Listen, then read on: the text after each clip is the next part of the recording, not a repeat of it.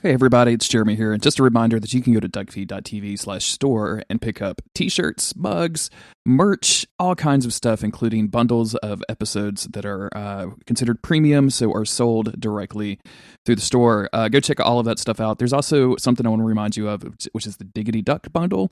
This is a bundle of shows from across the network where we all did custom episodes that are not available anywhere else. Pay your $10 or however much you choose, and and all of that money goes directly to charity. So that's a cool thing to do. Me and Gary covered just the awful X-Men pilot that was on TV for a little while, and it was a great time to be had for everybody that didn't have to watch it and just listen to us talk about it.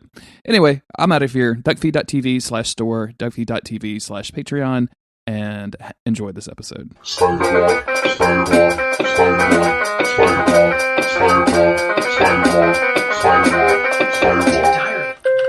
Dear Diary, I found a weird symbiote today. It came from the moon. And then I went and did Secret Wars. I'm Spider-Man. I'm Jeremy Greer. And I'm Gary Butterfield. And this is Days of Future Cast, where me and Gary discuss the bonkers Spider-Man animated series, or at least the bits and pieces that we like a whole lot. Gary, how are you, man? What's going on in your life today? What's happening? What's happening? Sleepy boy. I haven't been sleeping super great, so last night I took some melatonin. I've got some melatonin hangover, where I just feel super groggy. Other than that, though, doing okay. Doing all right. Book came out. Yeah. So that should be showing up any day here to my house, and then I have a bunch of work to do once that gets here. But waiting for that. I got my copy, cool. And everybody's got it except for me. I even saw today that a guy in England got his copy, which seems kind of bonkers that you don't have yours yet. So yeah, it's really nervous making because people say that like everything looks okay, but I just keep worrying like, oh, like I definitely left out a page or something, right? Like just of course I fucked something up, and that's my intense feeling until I get my hands on it. I can see what I fucked up, and then spend a couple years rationalizing myself that what I fucked up was actually okay. Totally fine. Yeah. Yeah. You mentioned not sleeping very well and having kind of a melatonin hangover. After we had kind of a blowout weekend, we had a Kentucky Derby party, and it was mine and Autumn's 14th wedding anniversary, which seems bonkers to say out loud. Congratulations! Thank you very much. What year is the 14th year anniversary? Do you guys do those? Kentucky Derby party. Coincidentally, so it worked out real well. Because I'm gonna look it up just because those are until you get to like 25, they're all bad. They're real goofy. Mm-hmm. Yeah, it's all like there's like the paper one, and then there's like wood. Sure. This is actually not so bad. So the modern way of doing it is gold jewelry, but the traditional one would have been ivory. Did you guys go and do any poaching? Yeah, we horse ivory. Yeah, we just paid a guy a bunch of money to drug an elephant, and then we did some horrible acts to it and brought it back across our borders as trophies because we're terrible people. No, we didn't. The Kentucky Safari, the Safari Derby.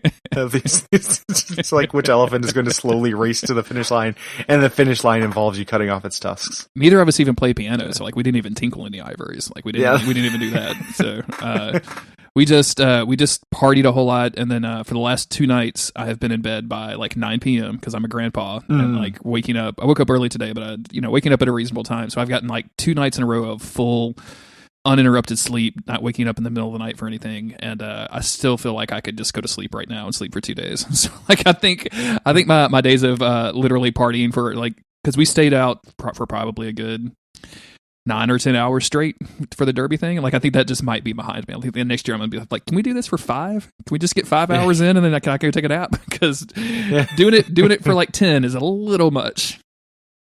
Yeah, 10-hour day of anything is tough. It even is. if it's good. Yeah. So if you haven't been keeping up with the podcast, Gary and I are taking tired and old. Yeah, we're tired and old. Hold on, Gary. There's a kid on my lawn. Get off of there! What are you doing? Yep, I'm yelling at a cloud. We finished the X-Men animated series and are taking a brief dip into the Spider-Man animated series. At least the episodes that cross over with with our favorite X-Men characters. The first 2 episodes we covered on episode 43 were kind of primetime X-Men. Like we got some good stuff with Beast and Wolverine and all of that stuff. This one is less so. I pulled this one up just because it had Storm in it. I was just looking for mutants and Storm or Xavier or whatever. I was just doing a Control F through the all the episode titles. And this is a Secret War series that doesn't. I think Storm is there just because she has to charge a thing. Like we need somebody with electric powers. Like it's a miracle they don't have Thor in this thing. I don't know why they don't. Yeah, the no Avengers could show up except for Captain. Well, that's not true. Half the Avengers show up, but quickly in my brain, do a quick. But I think that nobody from the Avengers cartoon shows up, which I think interesting. Okay. And then the Electro never had a redemption arc in Spider-Man. I think he's always a villain. It's not like many Spider-Man villains became good guys for a little while. Mm-hmm. So they need some electric power, and Storm really doesn't do very much during this. It's the same voice actress. It's clearly the same universe Storm, which is kind of cool, but it doesn't really feel like you need Storm for this to me. I did not think this was the same voice actress. I thought it sounded really different, but maybe I was just high or something. I don't know. Maybe I wasn't high enough. Maybe I could be wrong with that too. So it's a really delicate balance at least of the level of high that you need to watch these episodes. Yeah. It might be just somebody doing an impersonation that fooled me. I assume that because this was later, than that. Maybe it was just a little different, but I don't know. Maybe it's not the same voice actress. Regardless, it feels like the same version of the character. Yes. So it definitely feels like a crossover thing. It's just not a very important crossover. It's worth talking about though, because this is the way we're going to get to talk about Secret Wars at all. I think this might be the only way that Secret Wars was adapted into any of this stuff.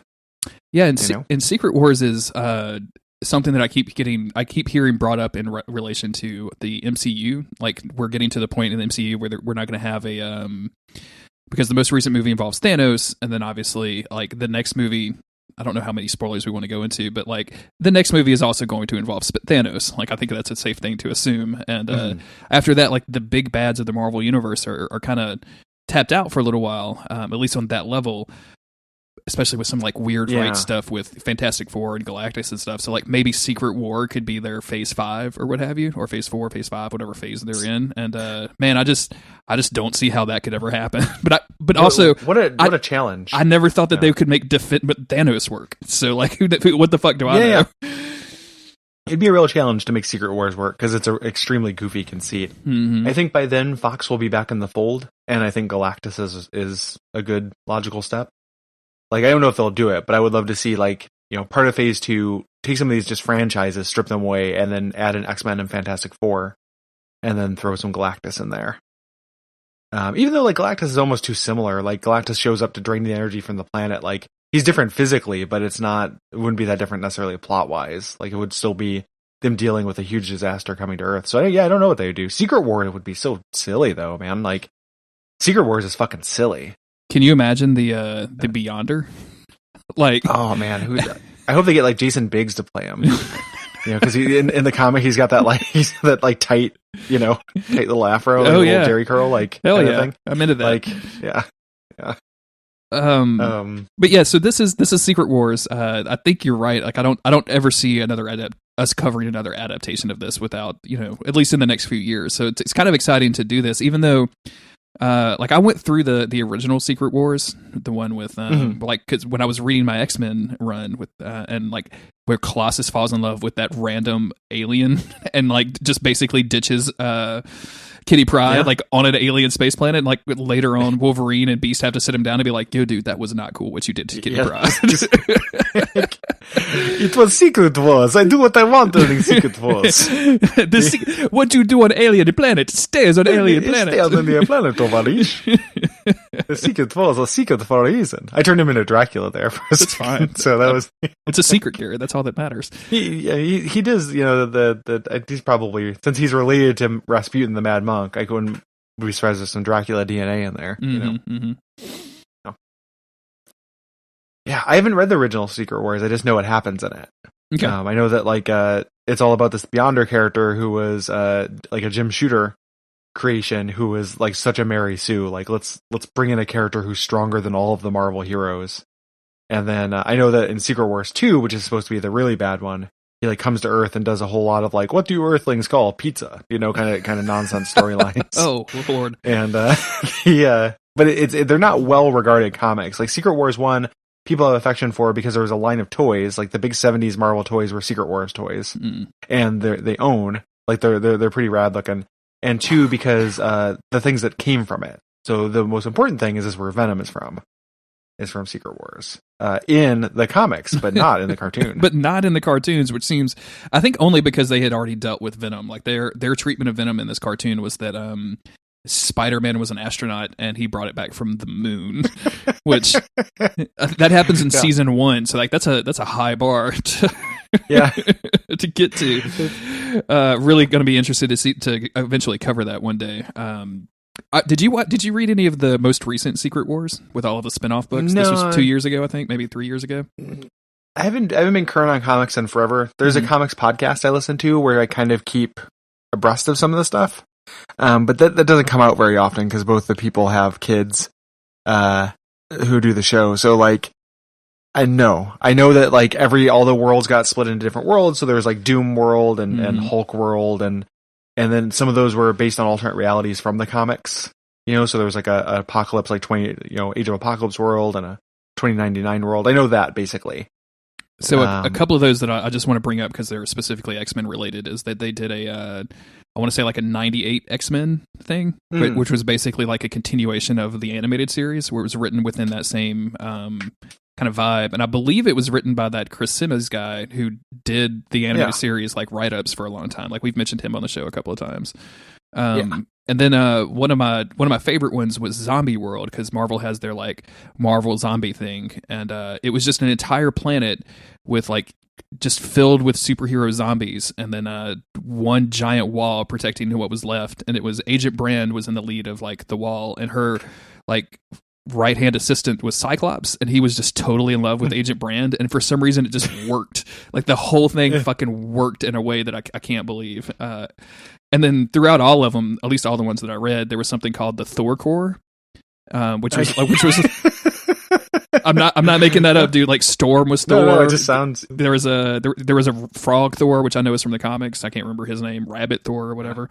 He's just it was Thor as a frog. Yeah, he doesn't have a specific name. It was just like when Thor happened to turn into a frog. So, but they were like Doctor Doom's police force. Like it was fucking wild, dude. Some of that stuff was really interesting. I like the idea of the Thor Corps. Yeah, Thor Corps was really fun. Mostly because I'm simple and I like rhymes. Yeah, it doesn't make a lot of sense when you pronounce it Thor Corpse, like I did for a little while. Yeah, that's a totally different corpse. thing. Yeah, the Thor's corpse. Those Marvel zombie books, like I read the first couple series of those. Mm-hmm. It was like during a prime comic reading time for me, and they were better than you might expect. Yeah, I had fun with them. I didn't keep up with them or anything, but I read like those first 2 series or whatever, and was like, oh, this is kind of fun. Like, and it was before I think I got burnt out on zombies. Like, I'm kind of not done with zombies, but like I just don't have a drive for fast undead creature running after me or anything like that. So yeah. Can I know that we're real digression heavy so far. Mm-hmm. Can I go into one final digression here before we get into the Secret Wars? Just out of curiosity, what the fuck would you do if I said no? Like, yeah. I mean, I think like, what? You'd be like, well, fuck you. I'm going to say it anyway. I'm going to talk over you, Jeremy. It would just be like a kind of a weird episode where you did most of the talking for the rest of it. You were just chastised for the next hour or so? Yeah, just like I'd go to my kennel, I guess. I go to the Avon zone or wherever you want to. I think that like if so I can't, I don't necessarily know what I'd do if you said that.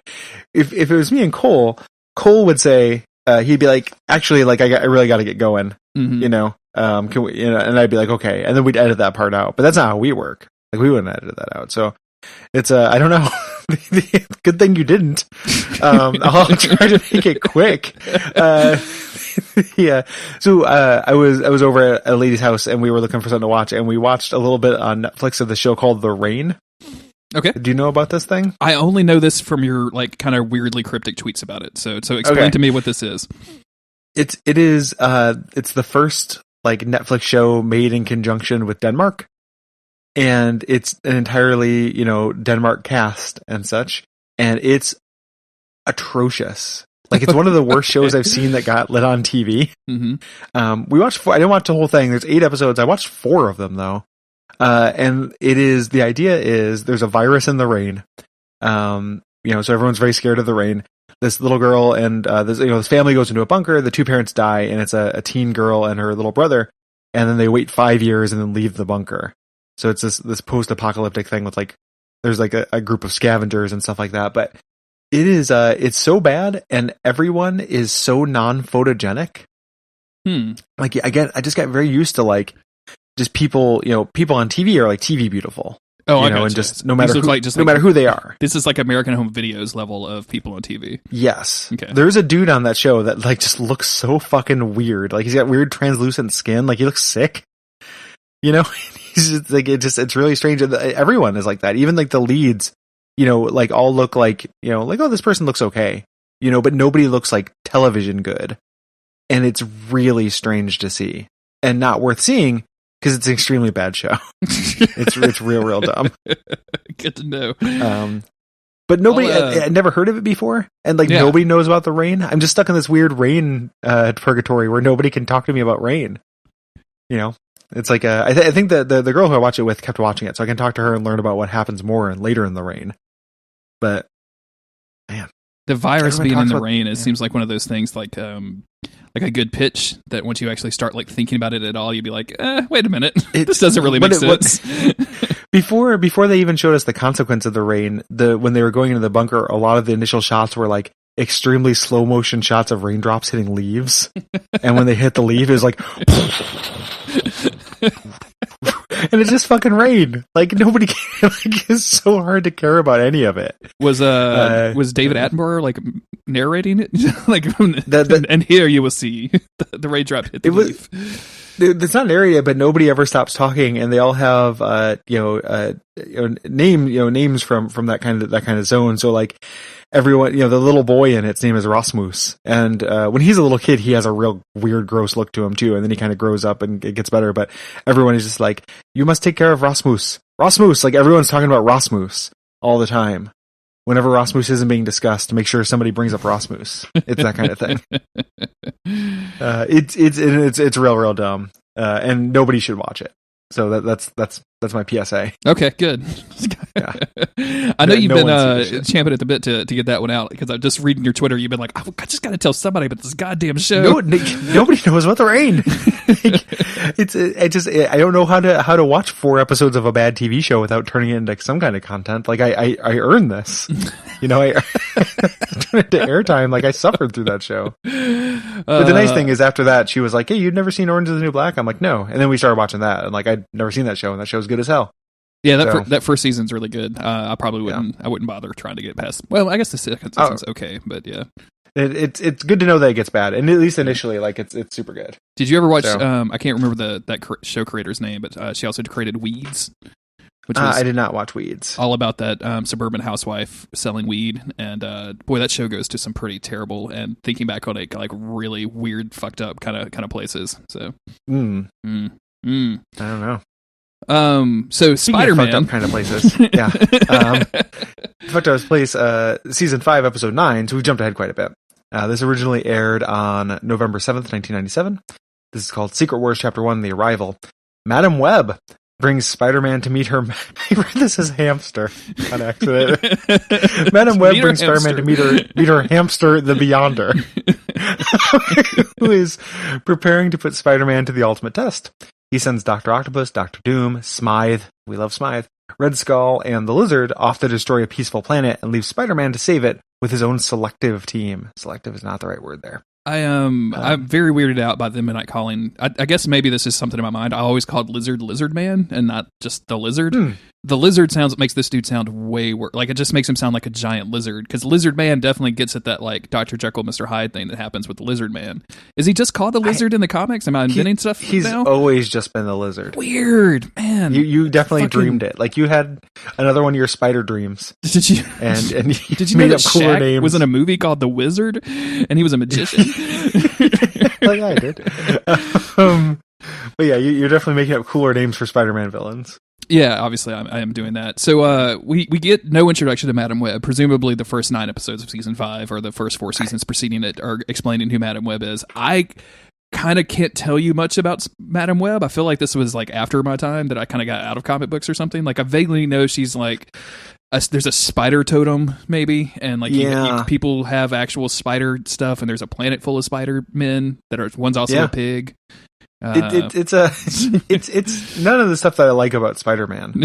Yeah. Like there's a J.M. Straczynski run that was like contemporary with me when I was reading comics that I read a little bit about. That was all about Spider-Man actually like worshiping at the totem of the spider, bullshit things. I think Madam Web came before that though, and Madam Web is just like a cosmic fate spinner, but specific to Spider-Man. It's not like Madam Web is showing up in the Avengers, I mean, why would she? There's no. Well, I guess there's no webs. Jessica Spider-Woman was over there for a little while, so maybe she could go fuck with the Avengers for a little bit. Who knows? Marvel villains are pretty much interchangeable for the most part. Like you could just assign them to one another. Well, she's not a villain. She's kind of like a Yoda, Obi-Wan Kenobi guide character for some reason. So lots of shitty CGI is what I'm hearing. Yeah. And then we're gonna get that. So, yeah, and way older than I thought. Like I thought Madam Web came back during the comics I read, but Madam Web was created in 1980. Oh, so, weird. See, I did not know that. Like, yeah, but Madam Web is as old as I am. So she looks a lot older in this one, where she's basically brought. Like we kind of crash into this opening, which makes me think that we have been building up to this for a while, because Spider-Man is just like coming through this weird like hypno tunnel, and she's paralyzed him to send him to the Beyonder, and the Beyonder just explains things for like 45 minutes. It feels like he just like, I'm a cosmic being, I can create everything that I want to. I've scoured the universe, and Earth is the only planet that has a concept of good and evil, and I'm like, that's immediately not true. That's immediately not true. Like, so many aliens have the concept of good and evil that we've already met beyond. Like the Shi'ar, just pan over to the Shi'ar, and they're just like shaking their head. Just like that Beyonder is back on his bullshit again, I guess. Yeah. Or just over to the moon, and then like Black Bolt and Maximus are just there, and it's like, what the fuck are we, man? Like outside of the comic book panel, one of the Watchers just peeks his head in and it's like, excuse me? I know I'm not supposed to interfere, but I cannot let this go. The stand Beyonder. Who are you? Oh, think of me as one from beyond. Call me the Beyonder. Call me the Beyonder. Okay, and we have to talk about this guy's costume for a little bit too, because in the comics he has a cool, not cool, but he's like a cool one-piece jumpsuit thing. He looks like he's about to go play tennis at an indoor facility in the comics. Here they give him just armor, like plated silver armor, which is kind of weird. Like I don't know why the guy needs armor, but he's got some real fucking wild hair and facial hair going on. Yeah, start at the top where he's kind of got like the mini Wolverine ears happening with his hair.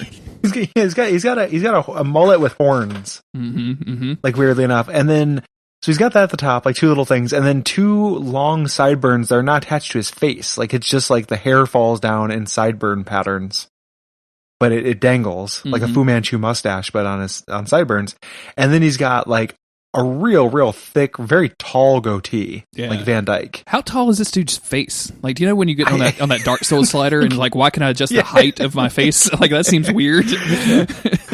All the way. Like this guy's full Monster Factory, and he doesn't have any hair on his chest at all, which is fine. Like you could, not everyone grows hair on their chest, but this guy's obviously like a super hairy dude. I just imagine the Beyonder shaving his chest, I'm just, I promise I'm not going to make this joke every time it comes up, but like, do you just think he's beyond chest hair at this point? He's left that behind. There's a floating animate like body hair, just the body. You know how like sometimes when somebody turns into a skeleton, like their skin will go away and they're just muscles. Yes. And then that'll go away and they're just a nervous system. Like just the body hair of a human is walking around the Beyonder's home planet. He looks kind of like Mr. Sinister too. He does. Yeah. Like he's got the glowing eyes and stuff. Like real goofy looking dude. So he says, he's found this perfect planet that has no concept, as we mentioned. It's filled with just like peaceful, you got to know it's a Smurfs or something. And pretty much they're just like, weird little blue aliens who are real happy. They don't look like they're from this TV show or this universe. And this whole montage is like them outside in fields, little children Smurfs playing with the toys, and adult Smurfs just going about their lives. Obviously, still have jobs, which means capitalism exists, which means that it's not actually truly not good. There's definitely one of the things we've learned from the Marvel animated universe of the '90s is that the absolute ideal, we learned this from the Phalanx, is just people walking around being mailmen and shit. that's as platonic as it can get. The best thing that a man can do is an 8 to 5. that's it. Yeah. Yep. And unpaid lunch. So the Beyonder says, I'm going to introduce these guys to evil by creating this evil team. I'm going to take the most evil people from your Earth and send them there. So we get this like sizzle reel of people, him recruiting people. So he gets Dr. Octopus. Dr. Octopus is robbing a bank. Dr. Doom, some guy with a bazooka and a mask is already snuck his way into Latveria. We don't know who this is. It's a whole different plot. But Dr. Doom, banishes him. He gets, absorbed back. Alistair Smythe looks down on his dad, then gets teleported away. The lizard is, just doing science. And then Red Skull. And he kind of says that, like, these are different types of evil. Mm-hmm. Like, this is the evil of greed. This is the evil of pure evil. This is the evil that's misguided, Yeah. And that almost makes sense. I don't know how these necessarily, I don't think these all fit in as well as he thinks they do. Yeah, I don't. But also, it really doesn't matter. Like, they're just trying to pick 5 villains. Yeah. And like the funny thing here is like he sends them. You see them teleporting each one onto Smurf Planet, on Planet Good, or whatever you want to call it. And as soon as they appear, they just all immediately start blasting shit. Like they don't even question it. Yeah, later on, when the heroes show up, all they do is ask questions to Spider-Man about like, why am I here? What's going on? What's happening? What is this weird chessboard doing here? But the villains are just like, oh, is that a bank, or is that like just some sort of weird marble blue building? Boom, boom, boom, dead. Some of them, Red Skull almost gets hit by an airplane that's landing, and he just kind of goes, what the hell? But Dr. Octopus immediately picks up a car and throws it. It's incredible. It's a flying car. Jeremy, it's a hover car, and he immediately just picks it up with his fucking tentacles and tosses it. Not even, this is their first reaction to being put in a weird situation. Is just any situation. Be evil. Do crimes. They're going to set up a protection racket. This is what's going to happen. I don't really know you, but I'm worried about somebody could come by here and take all your stuff. You better pay me to protect you. It's so good. The Beyonder then speeds time up so that they can just basically skip a year, and then shows Spider-Man the results. And then we see that all 5 villains have kind of set up like different areas of this planet, which is now like a smoking hole in the ground. Essentially, there's new Latvia. Wait, am I saying that right? Octavia. There's Octavia. Yeah.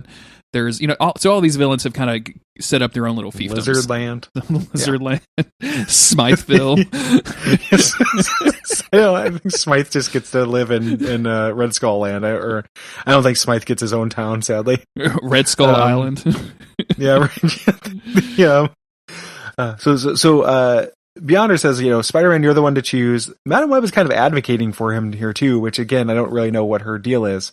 But Spider-Man teleports, or Beyonder teleports Spider-Man to a zone, like a little lab on the planet. Yeah, this is a hidden place, presumably. This is a PvE zone. PvP is not enabled in this zone right now, so it's safe. To a landing island. He's instanced. And then they show him the chessboard with all the villains. Yeah, get your party together. Then he says, you have a teleporter, you get to pick your team. And he wastes 4 slots on the Fantastic Four. Because the teleporter only has so much power, so he gets a whole team, Yeah, he's putting together his build like he's playing Warhammer. Mm-hmm, mm-hmm. So then we get the sizzle reel for the heroes of these different things. And if you were just watching this cartoon, I imagine this kind of being fucking awesome. Because I don't know if the Fantastic Four have shown up before. But if not, this is pretty cool. And he alludes to Iron Man having a history with him, so I assume Iron Man has guested before.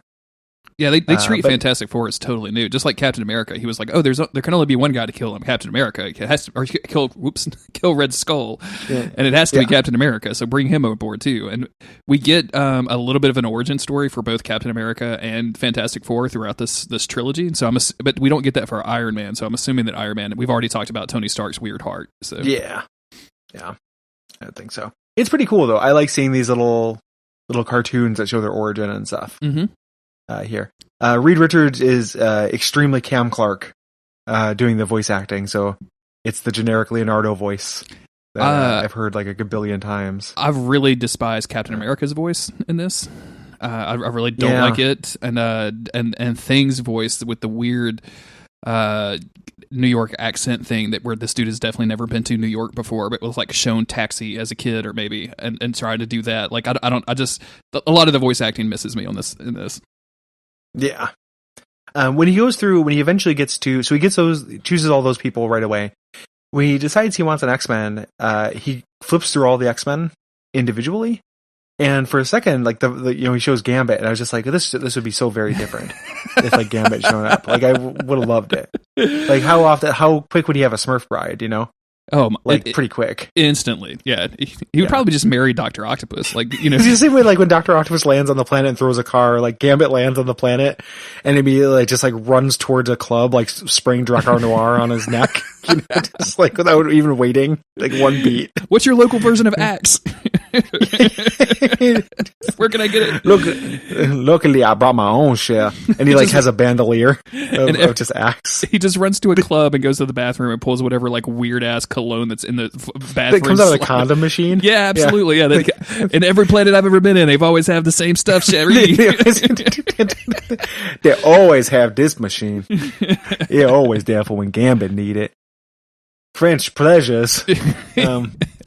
He eventually chooses Storm because like I think he even has a line read here where he's like, because she's so powerful, she has the power to control the elements like electricity. And I know like functionally I know, like, I'm not going to get into this very far, but like, she's a weather witch. Like, I know that weather includes lightning, blah blah blah, but like, still, like, it's just a weird thing to say. Like, it's of course, it's just foreshadowing for the kids, exactly, that she's going to end up using electricity.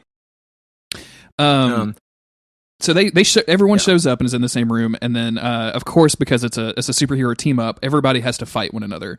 Fantastic Four is surprised that they're there, and it just instantly dissolves into a full-on fist fight until Lizard shows up, who I've helpfully called Lizard Man throughout my notes. So enjoy that, Gary. it's quite right. Lizard Man shows up, and then they come together to subdue Lizard Man. Lizard Man is making a good fucking show of this, aka the Lizard. You got me doing it. I know. Congratulations.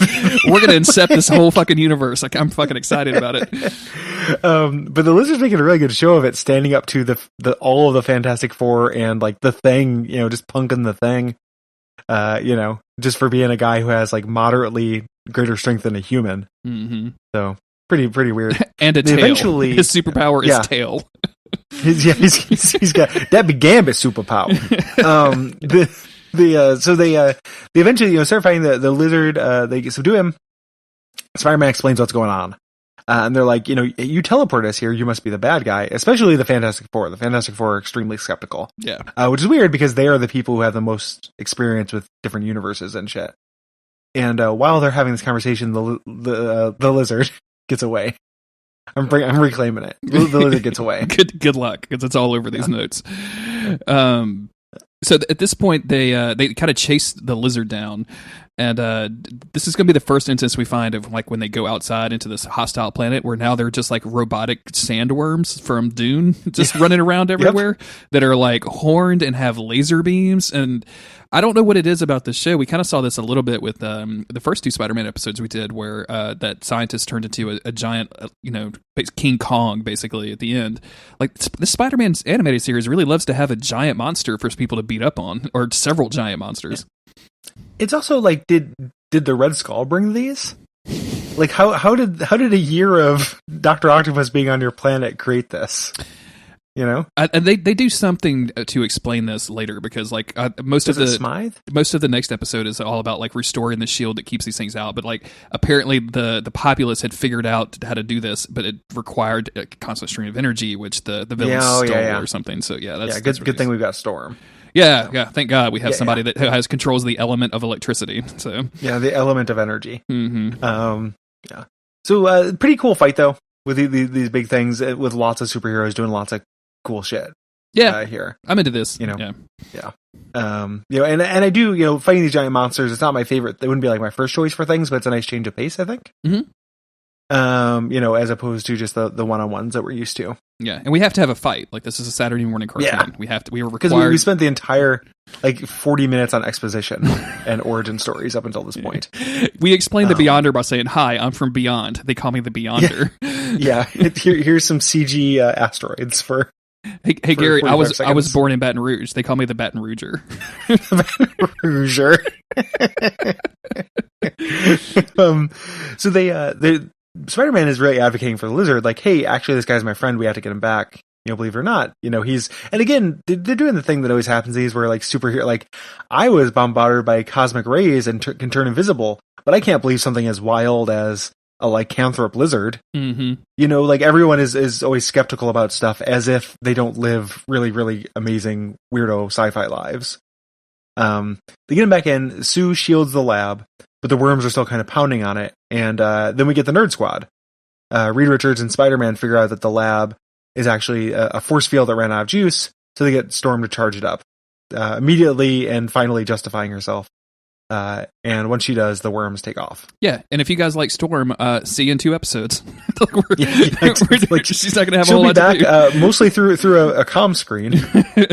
We mostly talk to her through a phone. So it's it's kind of like County Deadpool in the MCU because he has hung out with the Wolverine one time, and that's it. Yeah. So they get this force field up. At this point, Mr. Fantastic wakes up the Lizard, but through some science bullshit that I'm not going to repeat here, figures out how to restore Dr. Connor's consciousness to the Lizard. So now we have normal Dr. Connor, but instead of missing the arm and looking human, he's got an extra tail and it looks like a lizard. So yeah, but he's a nerd. Science nerd as we want. And Spider-Man gives a speech because this whole thing is based around Spider-Man leading this team to victory. So the Beyonders challenge is like, hey, I've picked my bad guys. They've destroyed this planet. You need to pick your good guys and lead them to victory. Like they're really heavily relying on this Spider-Man, you need to be a leader thing. So he gives this whole speech about, I want you to join me and we're going to, kill that, or no, we can't do that. He's very kind of nervous about it. Yeah. Let me rewind for a minute. Can I take that again, Captain America? Yeah. But he gives a whole speech and everybody joins up. The Fantastic Four, I think, are the last holdouts, and they're like, yeah, we'll do it. And then everybody's on board.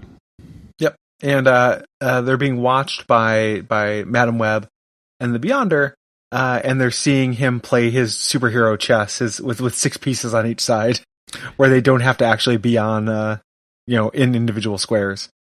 I'm looking at the chessboard. They have 6 pieces on each side. And there are 5 spaces. So it is some real goofy Smurf chess. What do you looking at that chessboard? Which one do you think is the queen? Oh boy, you know what I'm saying? Which is the most powerful piece character on the piece on the board? Because they're all just different pieces of they're all just different characters. So even when they do themed chessboards, Dr. Doom on the other side. Oh yeah, 100%. Mm-hmm. Yeah. But on this side, I don't know. It doesn't matter. I think it's not going to be a thing.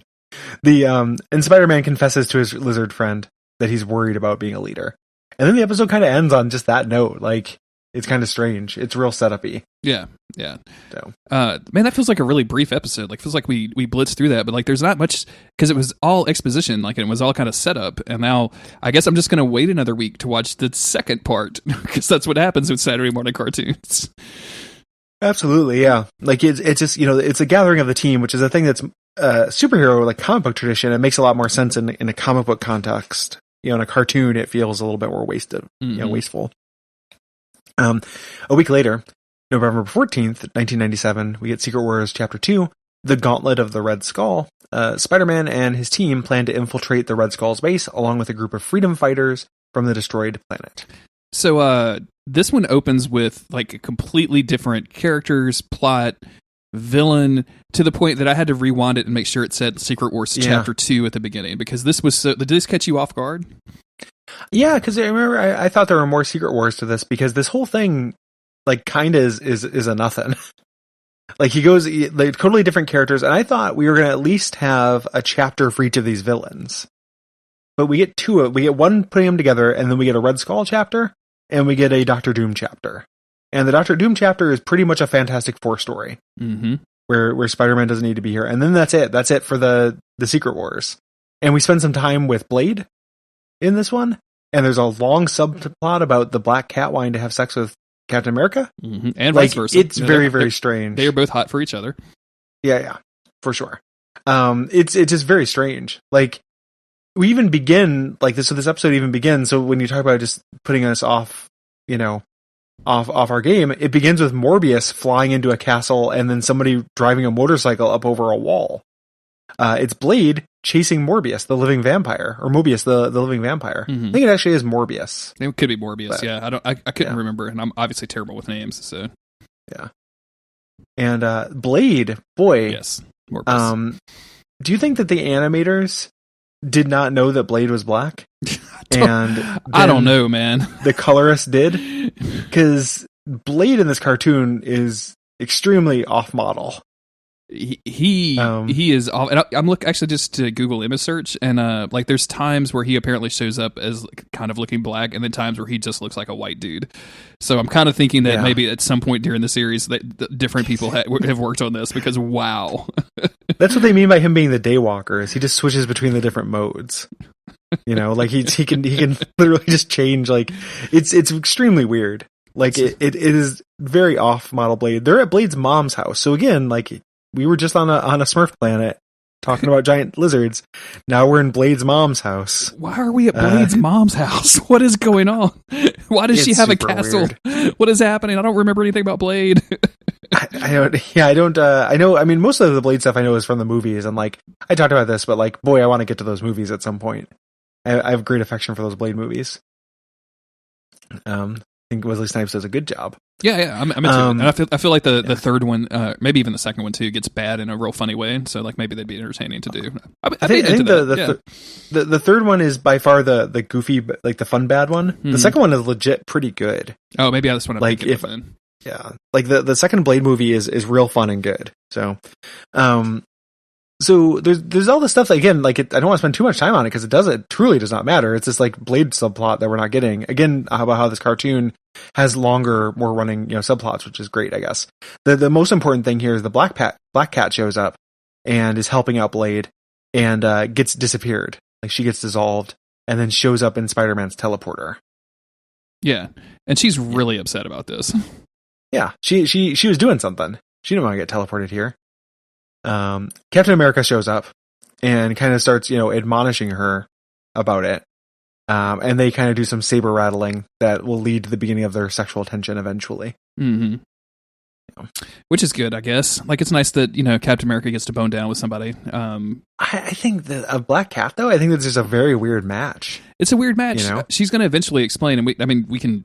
I'll just do it now so we don't have to get into it later, but like she explains that like the only reason she has superpowers is because her dad was trying to replicate the super soldier serum. So like they're kind of like, not brothers and sisters, but they have like a similar like power set, right? They're both super strong or whatever. So I imagine it's like when Jessica Jones met Luke Cage and they were like, oh, finally, there's someone I can bone that can stand up to all of my superpower bullshit. Yeah. Yeah, I don't have to be careful with this person because he's indestructible. So this, I meant to look this up, and this is a real failure on my part. To be fair to us, like I thought we changed our recording schedule a bunch for this to be fair to me, but I was going to look it up and see if that's actually Black Cat's power because I feel like it's not. I definitely don't think it is. I forgot to look it up too, but I definitely don't remember that from the comic books.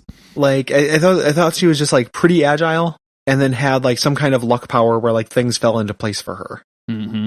I think was the idea behind Black Cat's power. So her being a super soldier, I could be wrong about this, and this could also be something that was true in the 90s and got retconned. Subconscious ability to affect probability fields, producing bad luck for enemies. Trained herself in various fighting styles and acrobatics. Yeah, I mean, like no real superpower here thing. So she's not a super soldier. Mm-hmm. So she has luck powers. She's like negative domino.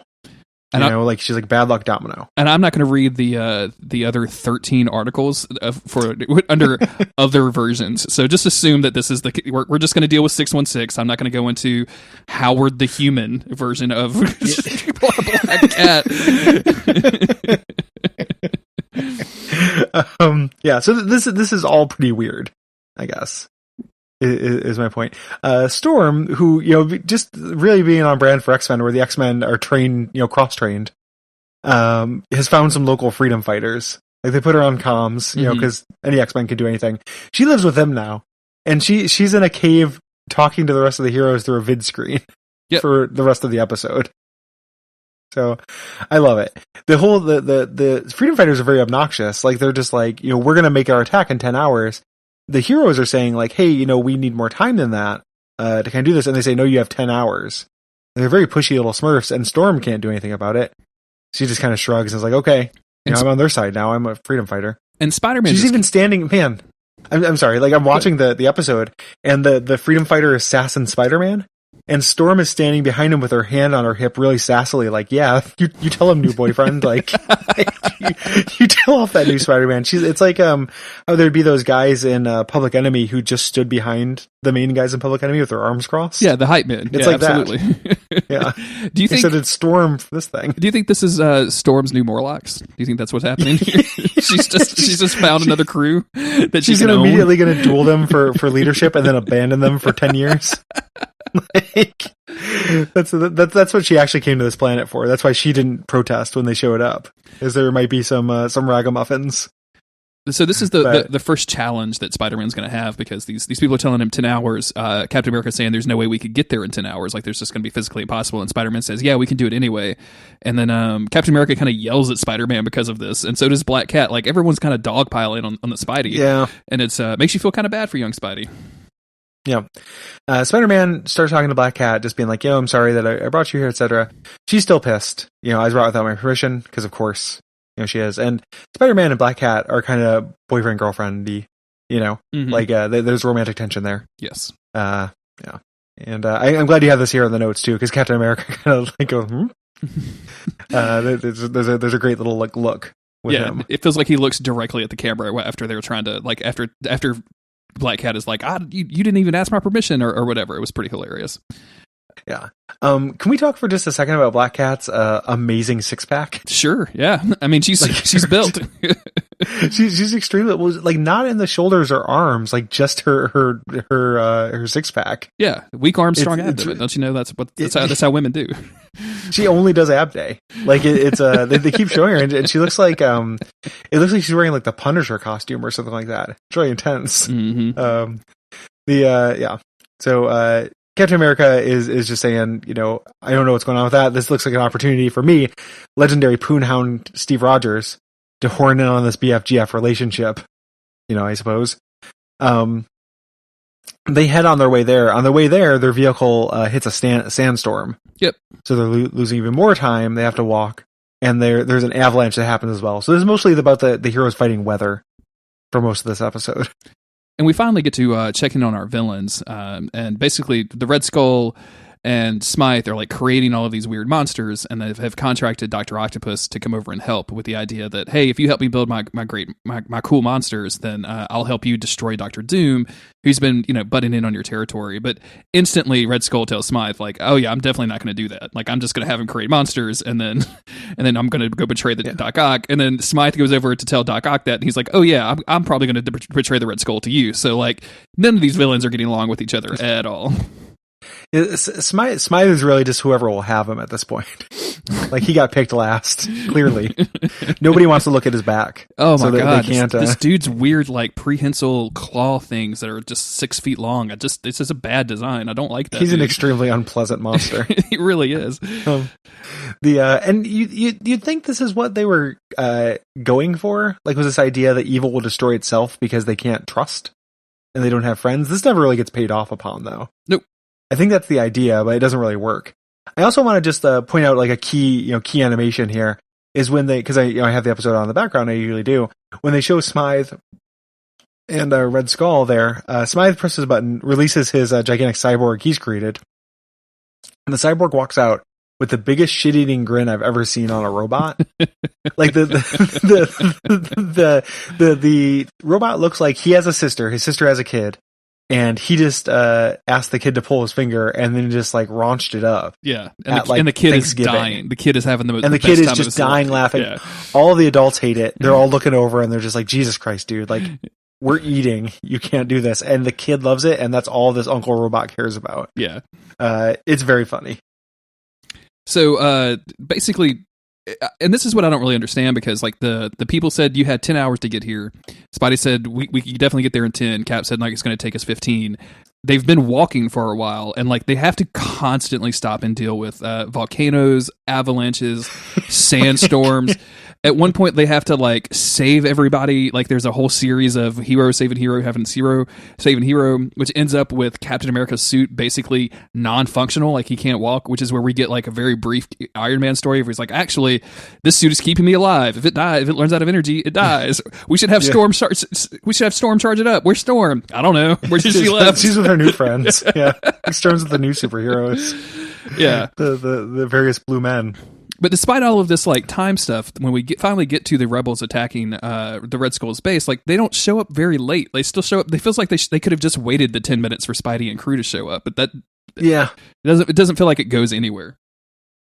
Yeah, it's extremely silly as a thing.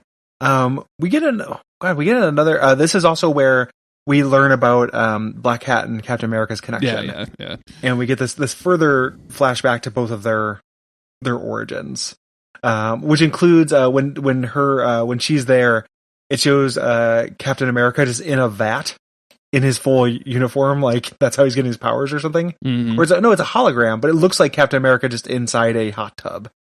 It's very funny, of like green goop. Weird. Yeah, not super great. Really, really weird. So the heroes eventually, as they're on their way there, Spidey's not in position. Smythe operates the Guardian Slayer.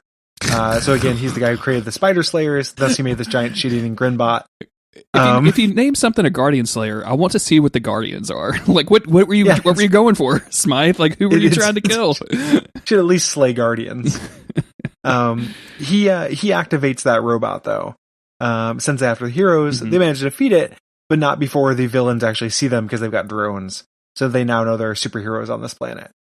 Yeah, and then the heroes bust into the control center, and there's like kind of a very brief fight where they beat everybody up, and Red Skull escapes. And the one part of the story that we didn't really talk about with Black Cat is that her dad was killed by, or captured by, or maybe killed by the Red Skull. I wasn't really paying attention.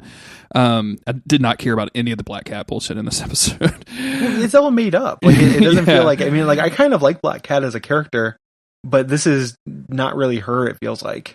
And so she, with the kind of history that she has with Red Skull, she chases after him as opposed to staying with the team, and then basically just immediately gets captured. So good job, Black Cat. Yeah. Yep. It's at this point that Smythe defects to the heroes, and it's basically like, hey, I don't care about any of this bullshit planet. I just want to go home. I have this weird, kind of strange relationship with my father, and I'm kind of missing that relationship. My father's corpse. Yeah. I just need to go back and like stare at the grave for a while. So I'm into that. Yeah. And so and then the rebels are attacking, and Storm summons some wind. I think she actually has a line here where she says she's going to summon the wind. Imagine that. So yeah. And that's she's the one who beats most of the robots. Yes. Thank you. Thank you, Storm. Thanks, Storm, for doing the battle.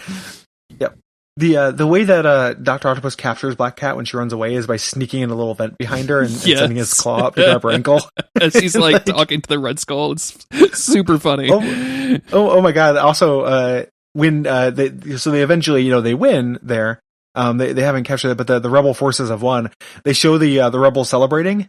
And for a split second, Storm turns to one and like embraces him, like holds his hand, like leans in, like super sweet. She has just found a new team of these are her people now. This is my home now. I'm staying here. Yeah. After the Great War, the year-long war, as they'll call it. After the Secret War. Yeah.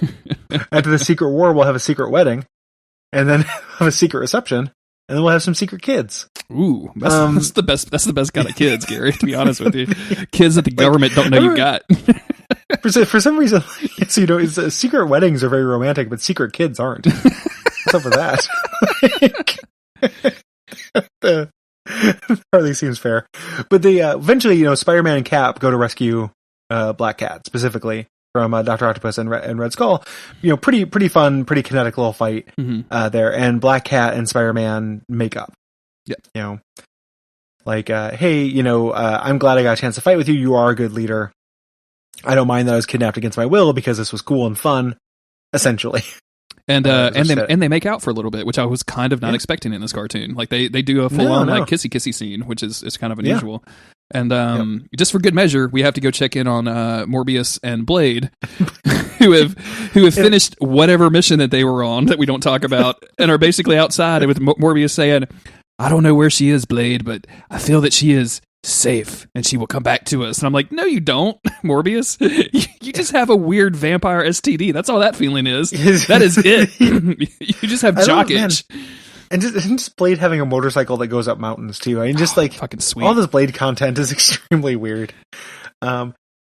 So in Spider-Man, at a certain point, and I think it happens a little earlier than this. No, it is literally the last scene. Like, or maybe I'm wrong. I've got it. Yeah, no, I've got it on in the background, and the Morbius scene is the last scene, which is real weird. They're keeping on brand with just ending on these just like dialogue notes as opposed to action. But at some point during this episode, Spider-Man finds this like recording device and says like he's going to log the greatest in battle in history, and he says like, so it will not be a secret war or something like that. Like he name checks the episode. When he does that. Do you remember the time in Metal Gear Solid 3 where Snake just says, "And I will never let this gear be metal or solid"? Yeah, we will not have a Metal Gear Solid 3 again. The guns of the Patriots will forever be silenced here in Metal Gear Solid 4. You will not shock this bio, it says Ayn Rand. I mean, the other guy that's in that game. It's pretty much just Ayn Rand. I went to watch the Running Man at a thing that happens in Portland. I love the Running Man, dude. Called B Movie Bingo that they do in Portland. It's pretty fun. Like you get bingo cards, and once a thing happens, like the various cliches happen, you mark them off on your cards, and if you get bingo, you get prizes. And it's pretty cool. You watch it on like a shitty VHS print and stuff. It was very fun and inspiring and good. But one of the things is like when the movie is referenced. When people talk about it, and like the Running Man's very easy because it happens constantly. But the really fun one they do is they have a blank square in the middle of the bingo thing, and ordinarily in bingo that's a free square. Mm-hmm. But in this, it's not a free square. It's things that everyone agrees. It's either like something so outlandish or you've never seen in another movie, or just really really strange things that you don't see in big budget movies that would have been edited out. So I've been taking it with me because in the movie, like something just crazy would happen, and then somebody in the audience just like yelled like blank square for it, and I keep thinking about that when I see just like weird ass shit happen, and just like, oh, that's blank square, that definitely counts. I want to can I give a quick shout out since we're at the Running Man? Yeah. Some fans of the show, Amelie and Levi, do a podcast called Laser Discotheque. And I've guested on that before. I guested on the Get Shorty episode, and Autumn actually guested on their Get Shorty. Yeah, man, tell me, I can. We can go deep on some Get Shorty. I really like that movie for unknown reasons. Get Shorty lore. We can go deep. And the first Shorty. Don't forget about the sequel, Got Shorty. Is there a sequel called Got Shorty? It's not called Got Shorty. It's I never remember the name of the sequel. Shit, it's real Get dumb. Tolly. Steven Tyler is in a lot of the sequels, so enjoy that. Yeah. But they had Autumn guest on the Running Man episode, so me and Autumn watched it the night before she recorded, and I just had a great time watching it. I had like just the opening screen of like in 2017, and like, oh shit, you were right. How did you know about all of this? And then just everything that happens in that movie is insane. My dude, I love that movie. It's so good. Like, it is so good. I want to, like, if I guarantee the guy I'm in a band with wouldn't do this, but I would love to name a band, Whitman, Price, and Haddad. After last season's losers. Love those guys so much. It's so good. It's so good. I mean, it's a shockingly great movie because I had read I'd seen it as a kid, but like as a kid, I would literally watch any garbage you put in front of me. I didn't care. Like I was just kind of into it, and so I just kind of had vague memories of Arnold Schwarzenegger in that movie. But man, like going back in 2017 and like just like holy shit, this is great. The soundtrack is really good too. The soundtrack is like a hidden MVP of that movie. Really, really good. The main theme is very good. Yeah, go to laserdiscpod.com to check out those and those two people are great, by the way. They're huge fans of the show. They've told me that several times when I guested on there. So so I'm sure that they're listening to us. Hi, and we can move on. Hello. That's awesome. I with you in Running Man solidarity. Sweet. With that, it made me desperately want to watch Total Recall again as well. I've watched that within the last 5 years, and that is a worthy rewatch. That's my Arnold wheelhouse, very much so. Like, there's just so much. It's just this weird. It happened to me at the right time to where I just have it memorized. To where like just lines from it will become, it's not like meme is the wrong word, but they feel like memes in my head. Yeah. Like Whitman, Price, and Haddad is not a meme. I should work on that. In my head, I just think about, like I've had like that phrase will come up. This isn't Total Recall again, but that phrase will come in my head. Like I've been in a restaurant and had a plate come to me with 3 things on it, and in my head, like Whitman, Price, and Haddad about like cornbread, mac salad, and brisket. Cornbread, mac salad, and brisket. Last season's loses. So good. Love it. Man, what happened to I feel like we've dropped off on like weirdly like over the top, like kind of just really reaching for it, like rated R sci-fi that was just kind of bonkers and insane. Like I feel like that just doesn't exist anymore since all we do is like PG-13 superhero movies, which I also love. I'm not going to say that, but yeah, it just feels like we don't get. Maybe I'm just not looking in the right spots or something, but it seems like that doesn't exist anymore. Yeah, it's definitely out of fashion now. Like every once in a while you run it, everything's an adaptation. So, I mean, I know that Total Recall and Running Man are adaptations too, but they're like too faithful. Like you end up with like your Valerian City of 1,000 Planets and your Snowpiercers and stuff. Man, don't say Valerian 3 times, or else Will's going to get summoned from the Everything to Guppy podcast and defend that movie. That dude loves Valerian. He fucking loves it, man. He was like challenging me on Twitter about it. I'm like, I don't actually care enough to have this argument. Yeah. That first scene was garbage. I'm glad you enjoy it. He wasn't actually mad about it. Like he was challenging. Like he's aware of it. But I'm exaggeraring definitely for effect. One of the secrets of Will Hughes is that like Will likes bad things in a way that is kind like, I feel like this is not telling tales out of school. I feel like I would say this to his face, like that are kind of contrarian, like something he just wants something to be he wants something to be weird. Like the worst thing something could be is predictable. He like when he watches a movie, like it's him versus the movie and he's trying to like predict it. So if something is kind of messy and sloppy in a way that ends up being unpredictable, that ends up being very valuable to him. So it ends up resulting in him liking some things that are widely considered to be trash, and I think it's because they're kind of messy, So he's getting a little bit of that slop that you have in old timey things from things like Valerian. But to me, like the sheen that's put on something like that, like I haven't seen Valerian, but like I wouldn't be surprised if I fell on it closer to you than him, just because the sheen that's put on it kind of ruins that for me. Like. It could be a messy movie and be but he loves Southland Tales. Like love Southland Tales. Have you ever seen Southland Tales? I haven't, no. But I'm kind of I'm aware of what that movie is. I would not have said that. I would not have thought that. Interesting. It's bonkers. Like it is like it's noteworthy, right? So like I'm with him as far as it being something that is unique, and the value that is inherent in something being unique in the world is considerable. But I can't watch it like over and over or anything. Like it's something though. That movie is worth watching. It's one of the weirdest. Like it's all the worst. Like you're not worst, but like all the actors from Saturday Night Live who are comedy actors, all cast in dramatic roles. Like often, like John Lovitz is a real serious crooked cop. It's fucking weird, in it. Man. It's really strange. I guess I'll go try this movie out. I don't know. That sounds crazy. I'm into that. If you want, I mean, it's not good. Like, but if you want crazy, there's a full length video for like a killer song in the middle of it. That's Justin Timberlake and a bunch of bloody nurses in a family fun center doing a video for all the things that I've done that last as long as the song.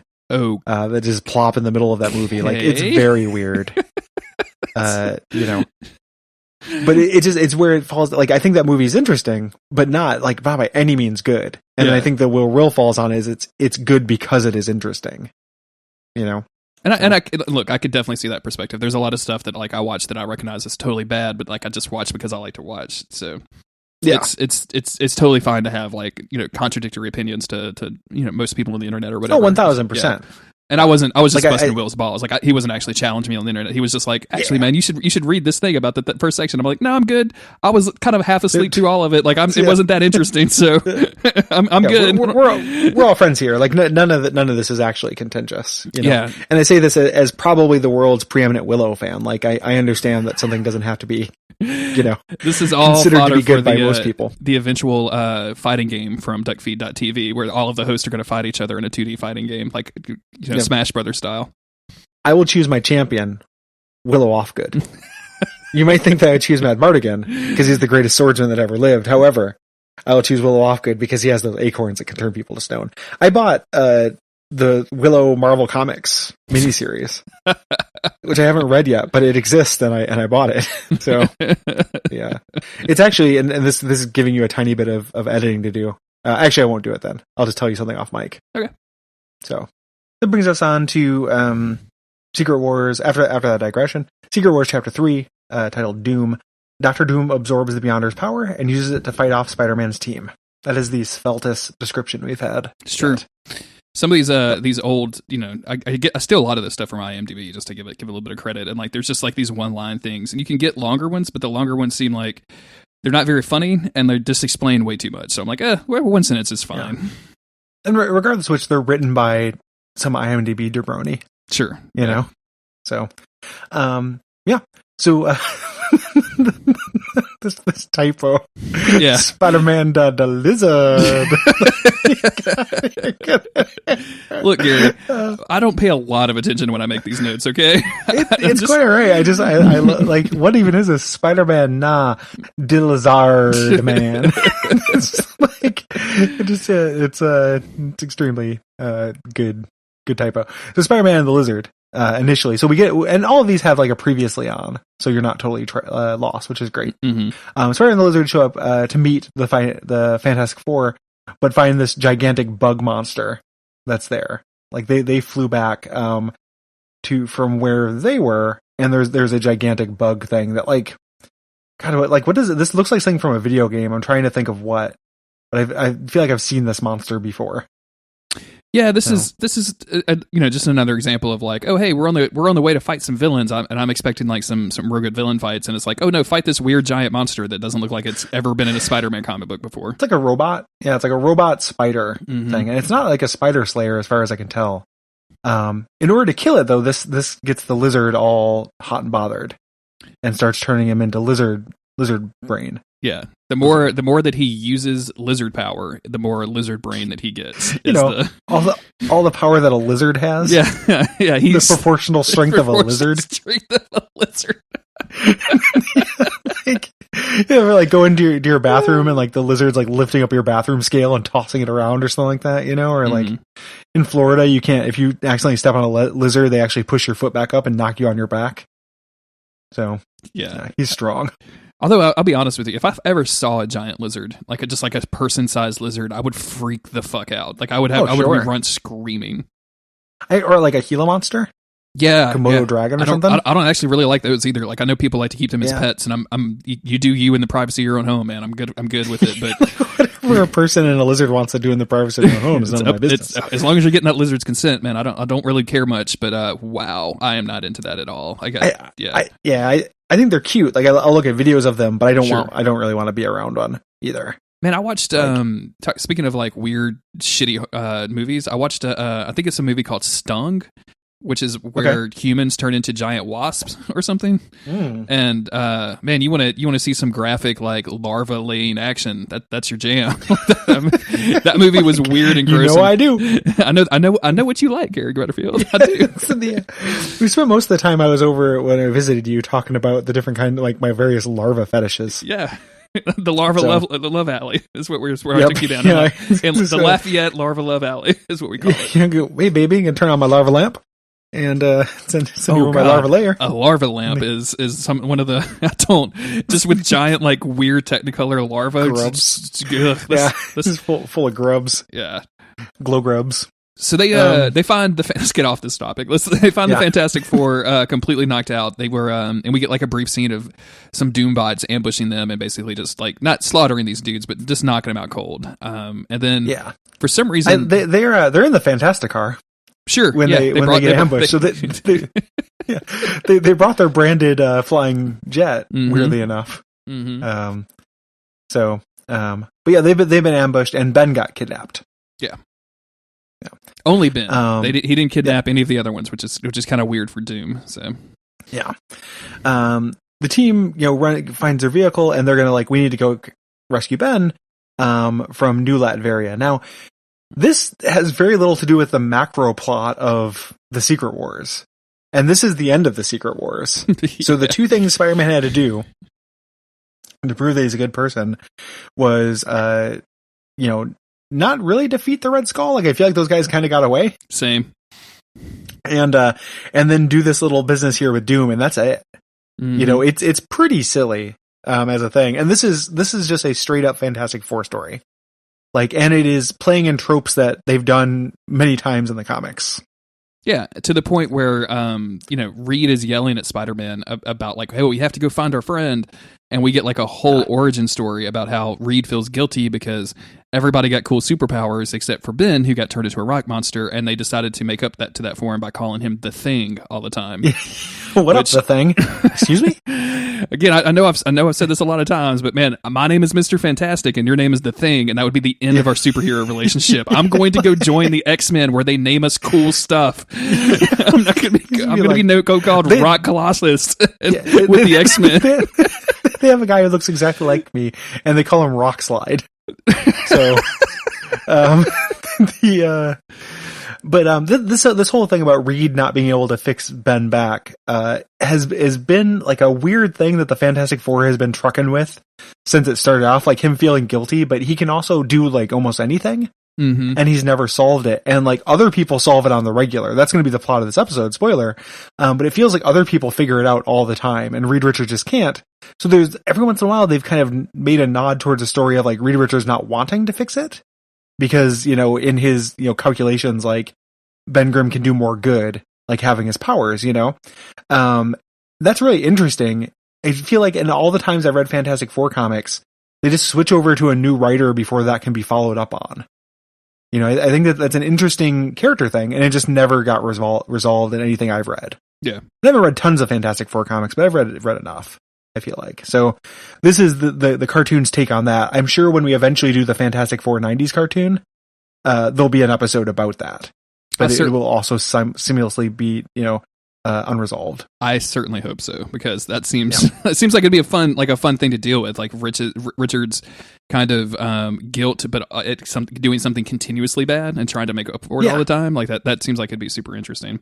Yeah, Ben Grimm always ends up with extra desserts. What Herbie always gives him an extra snack cake. So they arrive in New Latveria, and New Latveria is a paradise. These little Smurfs are running around on those old tiny bicycles with the big front wheel. They're playing catch and stuff like that. Everyone's doing really good. The intercoms announces when they're going to have Doom bingo. Everybody come over to Doom's house for dinner. Because one of the things that this is doing, when some of the things I like about Dr. Doom is this is a very Dr. Doom way to handle this. He's a villain, but he's not just pure evil. He didn't just make Octavia and just everyone has to own a bank so Dr. Octopus can rob it. He actually doesn't want to rule a smoking hole in the ground generally. He has plans for power here, which we'll get to, but this feels very Dr. Doom to me. Yeah, part of his whole steez is that his citizens generally kind of like it because he's doing a relatively good job, even if he's oppressing them at the same time. He's doing that real shitty. What's that dude's name? Oh yeah, Donald Trump. What's that dude's name? That cruel moron's name? Yeah, that guy that does this real shitty shitty things to his constituents, and they just keep voting for him and agreeing with him for some reason. Because for lack of everything else, at least Dr. Doom, if you live in Latveria, you have security. Other than the fact that the Avengers end up constantly showing up and trying to get in your sovereignness. Ben Grimm pops out, and he is not thinged up. He can transform to the Thing back and forth. Doom arrives and says, listen, I'm not a tyrant. I've been saving everyone. I made these robots to do all the farm work, which let's do that. Also, the same technology I used on Ben Grimm, I used to fix my scar. Yep. Cause, Dr. Doom always had this hideously scarred face. That's why he dresses like MF Doom. And the I really like the idea that MF Doom came first in this canon. Yes, MF Doom. So just Victor Von Doom just bang into MF Doom and be like, "I love this dude." Oh shit, my face is fucked up. What I'm gonna do? I've got an idea. Style is so good. Like, God, Mad Villain is such a good album. Reed, no, it's not, Victor.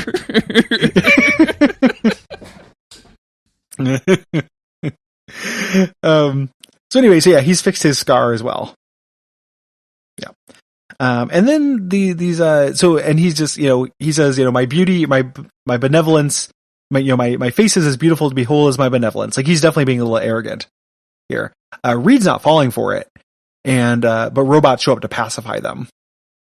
Yeah, you could make your point go a longer way here if you didn't have robots to attack somebody that just disagreed with you. Yeah. I'm just going to say that, like, the next time you do one of these, Victor, like, maybe hold the robots off for a little while longer.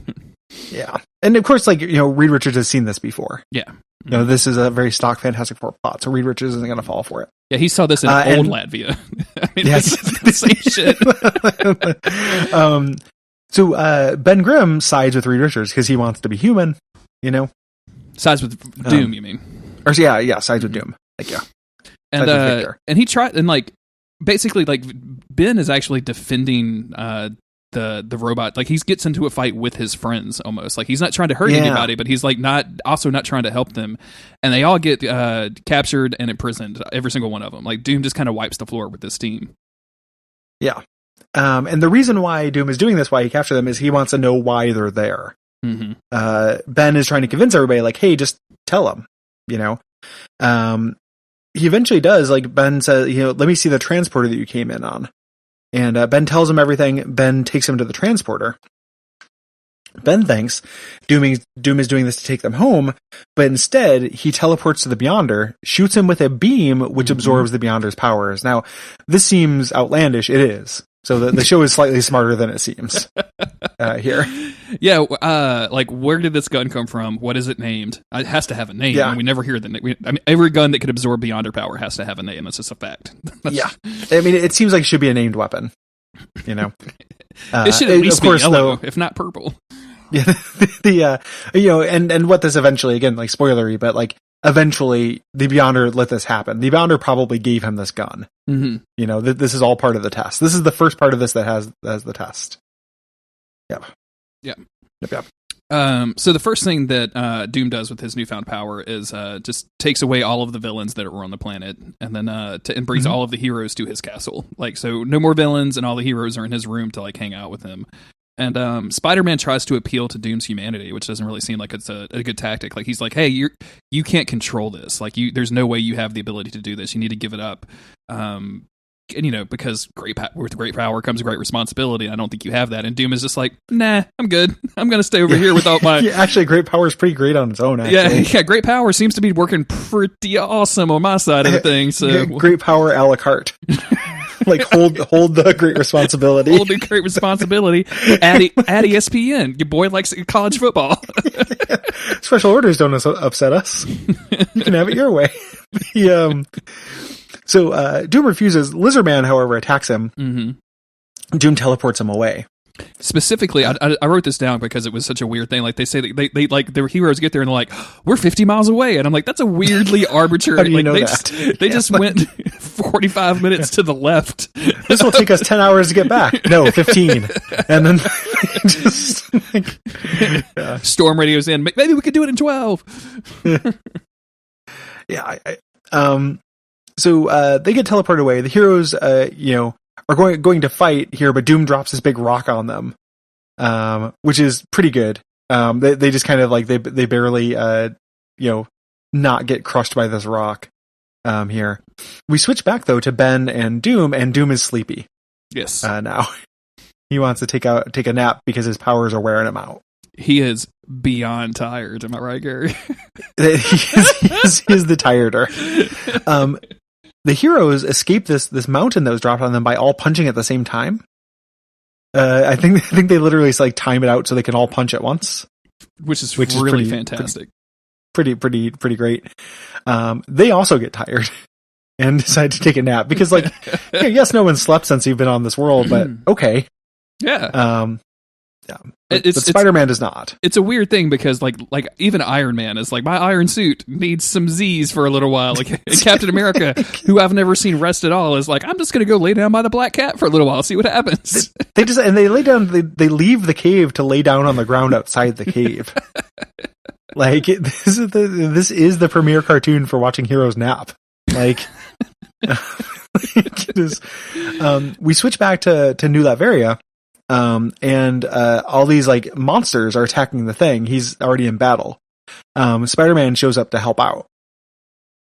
And they see Doom is sleeping and he's actually shooting these things out of his brain. These are his dreams. He dreams of pterodactyls, essentially. It's like Jiro, you've heard of Jiro Dream of Sushi. Dr. Doom dreams of pterodactyls. This is not that. Yeah. Yeah, I actually kind of like this. Like this kind of weird, and I mean, it's not subtle. Like they're giant, like lizard bat creatures or whatever. So it's not. I mean, you can't call it subtle by any stretch of the imagination. But Doom going to sleep and not being able to, control his power is kind of something that's I'm in for with when it comes to the X-Men, right? Like just having that kind of metaphor of you have to practice this stuff. You have to be good at it. Yeah. I like it a lot. They wake up Doom. They say like, "Hey, Doom, give up your powers. You're creating these things." He says no. He uses his power. He subdues Spider-Man and Ben. Mm-hmm. The rest of the heroes are all well slept, so they show up, but they also get subdued. Yep. Which they weren't well rested enough to fight Doom, sadly. But Ben gets free. Yeah. There. And basically what's happening is Doom is paying so much attention to the other heroes that whatever weird Beyonder power he used to tie Ben up with, which I would have just used a rope, but that's just me. I don't have Beyonder powers. Yep. The roper. Ben gets loose and like goes and grabs the not named gun and shoots Doom in the back, which causes Doom to lose all of his Beyonder powers and frees the Beyonder from Doom's grasp. Yep. And that they did it. That's what they needed to do. Yeah. They have proven that good is good. So good. We did a good job, everybody. We let a couple of villains go and then, tortured a bunch of weird blue Smurf creatures for a couple of years. And then now everybody, let's go home. So some of the citizens were saved. Some were unaccounted for. Like it just, the Beyonder says he returns everyone to Earth. They'll have no memory. And Ben is sad because he got to be a human. Ben really gets the worst out of all of this. Everybody else just goes home basically the same. Ben was like, "Oh, for a brief fleeting moment, I could have had a normal life again." It's a weird thing though, because Ben's a monster, but like his whole arc since the '60s has been about getting over that, and he goes through times where he's kind of over it. Like he has it's not like he does he has a girlfriend. Like Ben finds love. Like there's all these things that Ben did, but he's always angsty about it. Mm-hmm. It never goes away. Spider-Man confronts the Beyonder and says, like, essentially, like, "Hey, you did that thing with Doom." Like he calls him out because that he let himself get absorbed as part of the test. There, the Storm says, "Oh, like before she leaves, like, oh, we must have done it for nothing." And it's like, "No, you did it because you were heroes." Yeah. Even when nobody's going to remember it, even if it was a secret war, like we're still fighting for the good, and that's enough. Yeah. And after Spider-Man accused the Beyonder, the Beyonder says, you passed essentially. Now you're ready for the real task. And then the cartoon switches to the Clone Wars. So apparently that was the Clone Wars are the real task, but we're not going to cover that. Yeah. See you in a couple of years, everybody. Yeah, sorry. Just ready for the real task. Don't worry. We're just going to re-release this episode on the feed when we get there, so don't worry about it. So it'll be next episode. You Ben Reilly heads out there. Yeah. This could have been a lot worse. Like, Secret Wars is notoriously messy and dumb. I mean, it's like you said at the very beginning of the episode, it was basically an opportunity for Marvel to sell a bunch of action figures and to sell a bunch of comic books where all of those action figures fought one another. But for all of that, like, this is kind of okay. Like, I kind of enjoyed some of the stuff that happened here. A lot of characters get like kind of knocked to the side. Like, Black Cat and Captain America don't really have a lot to do after the Red Skull just runs away. But otherwise, I'm okay with these 3 episodes, I think. Yeah, I think they're fun. Like we dunked on them. We always dunk on them. But I think I had fun during them.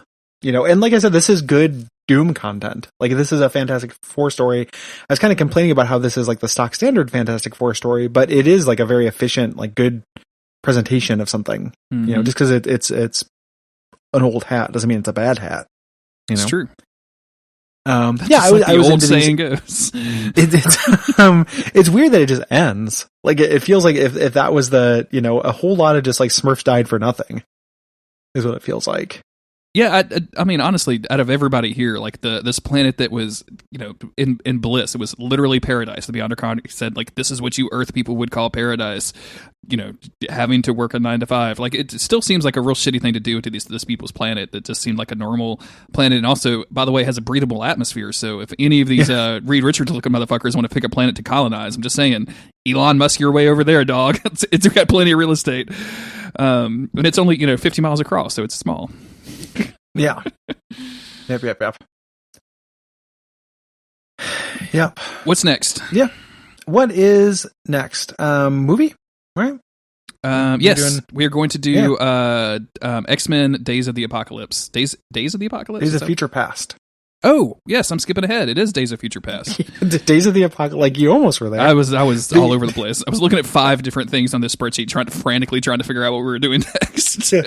Days of Future Past, which I think that, we talked about this. I have no reason why we shouldn't slow down. I think we should split that into 2 episodes. I'm okay with that. Because that's a big fucking movie. Yeah. And First Class was like a 2.5 hour episode, which is a lot for this show. Mm-hmm. And I don't want to lose focus and lose kind of snappiness. So I think that would be better if we split that into 2. The ending of that movie, I think, it deserves to be talked about in a really in-depth kind of way, because I really like the way that it handles it. So definitely being fresh for that and splitting that into 2 episodes is a good idea. Yep. So 2 episodes of that, and then we're going to do another feedback episode. Mm-hmm. Presumably about those movies. That's probably what most people will have things to say about. Yep. So we'll be talking about First Class. We'll be talking about the Spider-Man stuff and talking about Days of Future Cast. If you can also comment on general X-Men stuff, or you can comment on basically just ask anything. I don't really care. Like, if it's bad, I just won't include it in the show, and you'll feel bad later. So do as you will.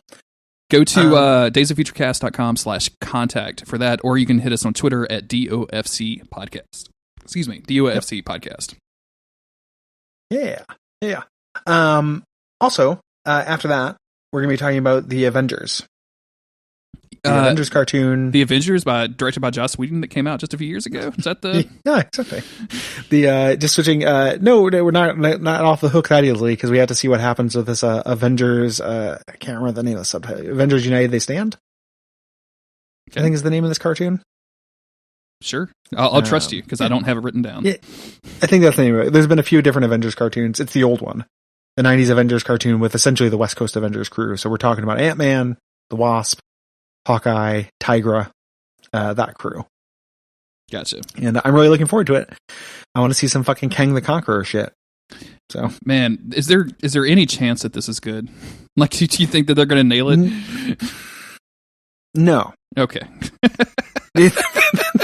Like, I think that there's a good chance that we will have fun with it. Like a 90% chance of fun. That's the Days of Future Cast guarantee. I think that it will be fun, and I think that there will be some elements that are pretty cool.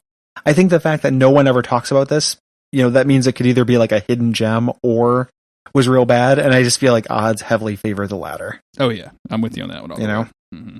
So, but I'm looking forward to it anyway because I like those characters, and just have never seen it. So, and it's a svelte 13 episodes.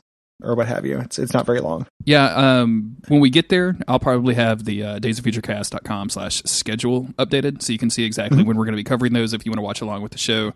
I haven't even peeked into that yet, but I'm very excited about it. And then after all of that, we'll do the trilogy, the third in the trilogy, Apocalypse. Yep. And then another feedback episode if you guys still want to talk to us, and then we will announce what we were doing from there at the time. But that'll be later this year, so we just don't want to commit to anything yet. Yep, we're not sure yet, and we have to do the Wolverine at some point as well, which I've never seen and I'm excited to watch. Do we have to do the Wolverine? I heard it was people like it. Isn't it that one's supposed to be okay? I hate that movie. I fucking despise that movie. Maybe it'll change when I go back to it, but man, I do not. That is not Jay's even fave. we're just make sure we're talking about the second one, right? I mean, Second Wolverine movie? There's only 3, right? There's that one, Yeah. and then Logan. So yeah, the second one is when he goes to. He doesn't have his powers for the whole fucking movie. Like I thought people liked that one, but I could be wrong, or they could be wrong. So I'm willing to go either way and say that I'm definitely right. So yeah, that's the one thing we know. So yeah, that should get us to the end of the year. Actually, I mean, Gary, that Wolverine movie might be another good one for Duckstream, because that'll probably be around the same time.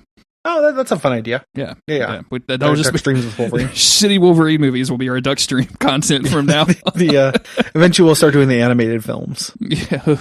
Actually, some of those I think are pretty good. Anyway. Yeah, the Marvel animated movies are a weird thing. I thought about that with this show, because it's kind of like a foot in both ponds, and like I think it'd be fun to cover them eventually.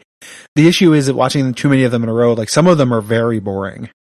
Like I remember watching the Doctor Strange one and it being like pretty boring. So. I can definitely believe that, because some of that stuff is real hit or miss. I've watched some of the a lot of the DC stuff for some reason, because my boy Jensen Ackles from Supernatural has been in some of that stuff, and so I was kind of trying to check out his voice acting skills, which are very hunky. He's still a hunk, even when he's the Red Hood. So good job, the Red Hunk. If you like this show, the best thing you can do is support the entire network at patreon.com/Duckfeed.tv. People have been doing a great job with that. Have been very supportive, and we really appreciate that. Yes. If you're unable to do that, the second thing you can do is rate and review the show on iTunes. That's really helpful. It helps more people learn about the show. And also, if you know people who might like it, Marvel people or people who might like the Steez, throw it up on a message board or recommend it or something like that. Yeah. That helps us out a lot. Drop it on dig.com, maybe. Dig it. Go, just whatever you do, don't go put it on Reddit, because we are not allowed on Reddit. They will think that you are an imposter. That doesn't work. They don't like it when people put things. They don't like people to provide content to their service. So don't do content on Reddit. It's the one thing they don't like. And until next time, good night. Good night, everybody. We'll see you next time.